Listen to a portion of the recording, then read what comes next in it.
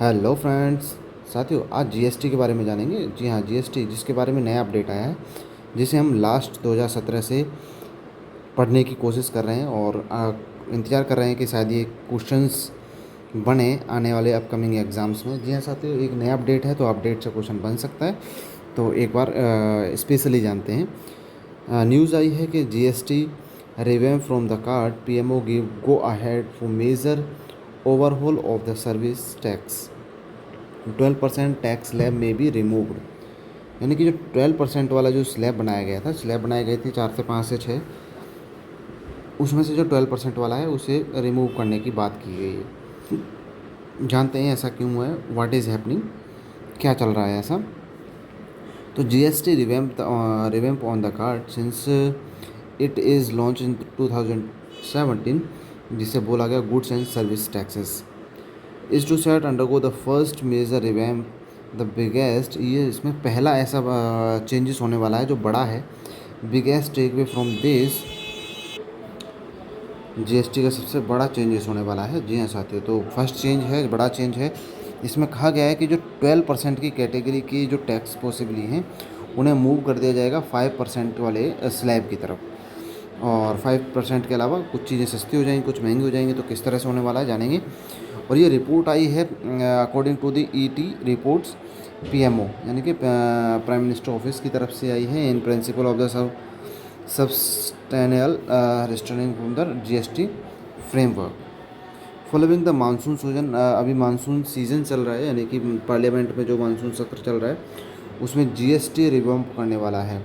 Proposal is expected to be presented to the GST council. GST council इसे present करेगी the highest decision making authority of the indirect tax which में meet इन अगस्त। और अगस्त में इसका जो changes है वह देखने को मिलने वाला है। चेंजेस क्या होने वाला है के बारे में जानेंगे। बैकग्राउंड ऑफ जीएसटी, जीएसटी की बैकग्राउंड क्या है। जीएसटी की बैकग्राउंड नॉर्मल है, जैसा कि हम पहले से पढ़ते हैं कि ये एक इनडायरेक्ट टैक्स है। ये इनडायरेक्ट टैक्स है और जिसे गुड्स एंड सर्विस टैक्सेस के बारे में जाना जाता है। ये मैन्युफैक्चरिंग पर लगता है, यानी कि मैन्युफैक्चरिंग हो गया, सेल्स हो गया, और consumption of goods and services across India. यानी कि जब बनाया जाता है उस समय से स्टार्ट होता है और अपने सेल्स और इन सभी पर लगता है। यानी कि आपको मैन्युफैक्चरिंग प्राइस अलग रहेगा और जीएसटी टैक्स अलग रहेगा। इंट्रोड्यूस इन 2017, जीएसटी सब जीएसटी है उसमें सेवरल स्टेट्स और सेवरल जो सेंट्रल टैक्सेस हैं उन्हें रिप्लेस करके एक टैक्स बनाया गया और जीएसटी कहा गया।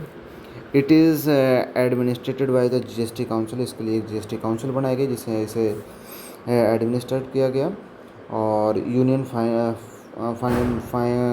फाइनेंस मिनिस्टर और जितने भी finance minister of all states इस जीएसटी काउंसिल में सम्मिलित होते हैं। इसके अलावा अब स्लैब्स के बारे में बात कर लेते हैं कि स्ट्रक्चर कैसा है। Existing GST structure as of 2024 के बाद से जो जीएसटी का स्ट्रक्चर बनाया गया वो किस तरह का है, एक बार इसके बारे में जान लेते हैं। यहाँ पर स्लैब्स बनाए गए हैं कुछ, जिसमें 0%, 5%, 12%, 18%, 28% और प्लस 6% रखा गया है। अब बात कर लेते हैं 0% में क्या रखा गया है। जितने भी अनब्रांडेड वाले प्रोडक्ट्स होते हैं, जैसे कि उनमें ग्रेन भी आता है, यानी कि अनाज आता है, फ्रेश फूड्स, वेजिटेबल्स, है ना, जब जब तक वो पैकिंग नहीं हो रही है तब तक उन पर जीएसटी नहीं लगेगा। और 5% वाले स्लैब में आते हैं जितने भी ऑडिबल वाली ऑयल्स हैं, फुटवियर हैं, जो 1000 रुपये से सस्ते वाले। इसीलिए आपने देखा होगा कि जो अमाउंट रखते हैं जो सेल्स वाले होते हैं वो 999, 222, है ना, और इस तरह के प्राइस रखते हैं। 999 हो गया, है ना, और 99 हो गया, और 499 हो गया, जिससे कि टैक्स से बचा जा सके। यानी कि 1 रुपया और हो जाएगा तो टैक्स लग जाएगा इस पर, इसलिए 999 रखते हैं मोस्टली। और 12% वाले पे आते हैं तो इसमें आता है फूड होते हैं, जो प्रोसेस्ड फूड होता है, कुछ मोबाइल्स आते हैं, फ्रूट जूस, ये जो पैकिंग वाले होते हैं, ये सभी चीज़ें। बात आती है अब 18% की, तो 18% में आते हैं हमारे सोप्स, टूथपेस्ट, एसी, रेस्टोरेंट, और कुछ मोबाइल्स भी आते हैं जो एक्सपेंसिव मोबाइल्स होते हैं। बात करते हैं अब 28% वाले की। 28% पे आती हैं लग्जरी गुड्स, है ना, जैसे कार हो गया। बाकी हाँ, तंबाकू भी एक ऐसा है जिसमें हाईएस्ट टैक्स लगते हैं। अब कुछ चीज़ें हैं जिन पर इनसे भी हाई अदर टैक्सेस जुड़ जाते हैं। मोस्टली ये पान मसाला हो गया, कोयला हो गया, है ना, और कुछ ऐसी ड्रिंक्स हो गई, तो उन पर एक्स्ट्रा लगता है। लेकिन कुछ चीज़ों पर कम भी टैक्स लगता है।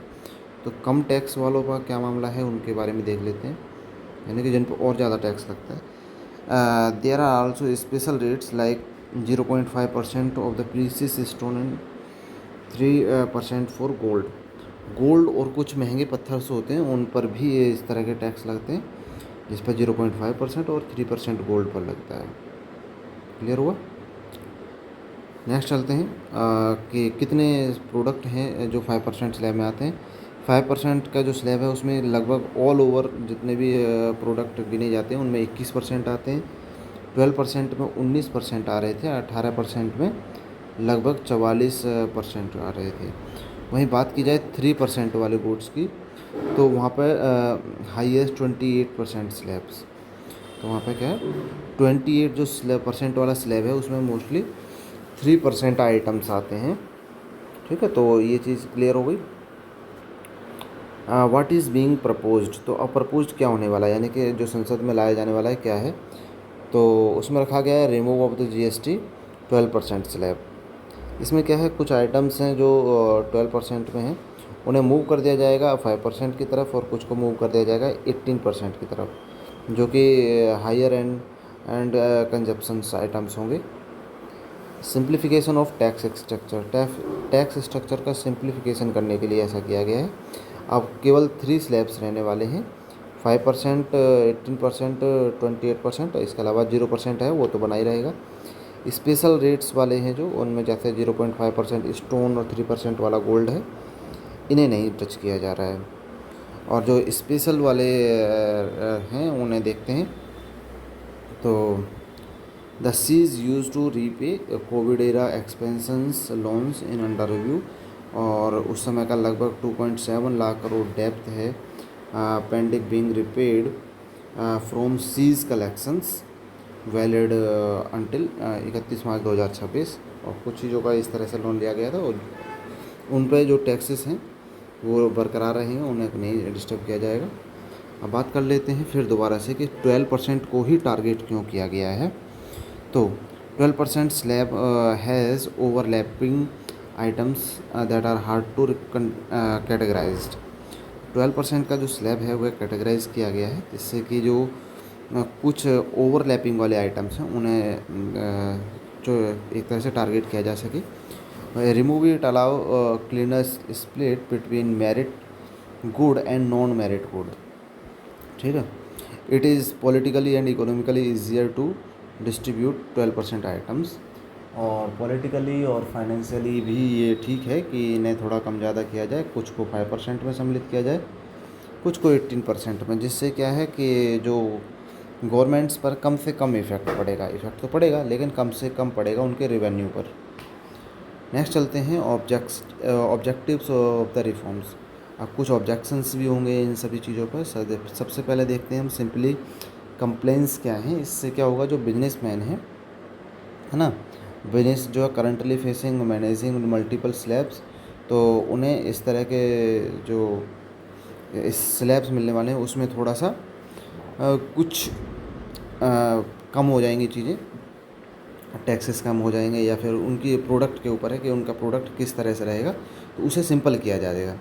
रिड्यूस लिटिगेशन, फ्यूअर मतलब कुछ कम से कम dispute about classification of goods between slabs, और कम से कम क्लासिफिकेशन होगा, यानी कि वितरण कम से कम होगा। जब 3 ही स्लैब रह गए तो अब 3 ही हिस्सों में बटेगा पूरा business. Prepare for the free trade agreement, और इसके कुछ तरीके ऐसे रहेंगे जो फ्री ट्रेड एग्रीमेंट के लिए, इंटरनेशनल ट्रेड के लिए भी हेल्प करेंगे। Boost ease of doing business, और इससे MSME के जो बिज़नेस हैं और जो एक्सपोर्ट वाले इन्वेस्टर्स हैं उनके लिए भी टैक्स बर्डन का जो है थोड़ा सा राहत मिलेगी। नेक्स्ट आता है वाट में मूव फ्रॉम 12%। 12% जो है जो उसमें से कौन कौन से प्रोडक्ट मूव किए जा सकते हैं। जैसे पैकिंग वाले की बात की जाती है ना, तो घी बटर को है उसे 5% में रखा जा सकता है। इसके अलावा प्रोसीड फूड है, फ्रूट है, कुछ मोबाइल्स हैं, अम्ब्रेलाज हैं, कुछ ऐसे प्रोडक्ट्स हैं। Good possibility of 18%। 18% में कौन कौन से आएंगे? कुछ मोबाइल जो वर्तमान में भी 18% में चल रहे हैं, लेकिन कुछ 18% में और पहुंच जाएंगे। रेडीमेड गारमेंट्स, रेडीमेड गारमेंट्स में 1,000 रुपये से ऊपर वाले को।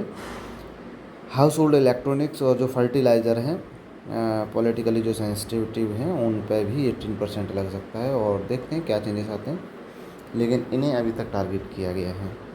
Impact analysing for consumer mix effect में क्या होगा कि कुछ चीज़ें क्या है 5% से आकर के चीपर हो जाएंगी, कुछ चीज़ें 18% में जा कर के एक्सपेंसिव हो जाएंगी। ठीक है। बिजनेसमैन के लिए क्या होगा? Simpler input tax credit claim, उनके लिए थोड़ा सा और इजी हो जाएगा, और क्योंकि उससे क्या है उनके स्लैब्स कम हो गए, तो उन्हें ज़्यादा नहीं सोचना है, कम से कम स्लैब्स में काम चल जाएगा। MSME में फेस लेस कन्फ्यूज़न, जो नए बिजनेसमैन वाले हैं, MSME वाले हैं, उनके लिए भी थोड़ा सा राहत मिलेगी। और गवर्नमेंट्स और स्टेट्स के लिए क्या होगा? इनकी जो रेवेन्यू है उनमें वॉलेटिलिटी आ सकती है, but long terms increase in tax complication and tax, लेकिन कुछ और ट्रांसपेरेंसी भी आएंगी इसके अलावा। कुल मिला के बहुत अच्छा रहने वाला है। तो GST का ये स्लैब काफ़ी अच्छा लगा होगा आपको, और जितना भी स्टेट्स में या फिर क्रिटिसिज्म चैलेंजेस इस देखने को मिलेंगे, जैसे 5% है, तो उससे क्या है जो स्टेट है उसका रेवेन्यू कम हो जाएगा, कुछ परसेंट को 18 में ट्रांसफ़र किया जाएगा, तो हो सकता है कि उसका जो रिटेल प्राइस है वह टेम्परेली रखा जाए, क्योंकि हो सकता है वो चीज़ें कम खरीदी जाए। Politically pushback, state going to polls मेरे से tax hike on sensitive goods, और कुछ चीज़ें ऐसी हैं किसी भी स्टेट में कि भाई यहाँ पर हमारे यहाँ जैसे उत्तर प्रदेश है, यहाँ अनाज आसानी से मिल जाता है। साउथ में जाओगे तो वहाँ पर पैक्ड अगर अनाज लोगे, घी लोगे या इस तरह की चीज़ें लोगे, तो शायद वो महंगी हो जाए, और खाने पीने वाली चीज़ें हैं, तो ये एक स्टेट गवर्नमेंट के लिए थोड़ा सा सेंसिटिव हो सकता है। तो आज हमने बात की GST गुड्स में होने वाले चेंजेस के बारे में। ऐसी वीडियो के लिए आप हमारे YouTube चैनल डोलच अकेडमी को सब्सक्राइब कर लीजिए। मिलते हैं अगली वीडियो में नए अपडेट, नई जानकारी के साथ। नमस्कार साथियों।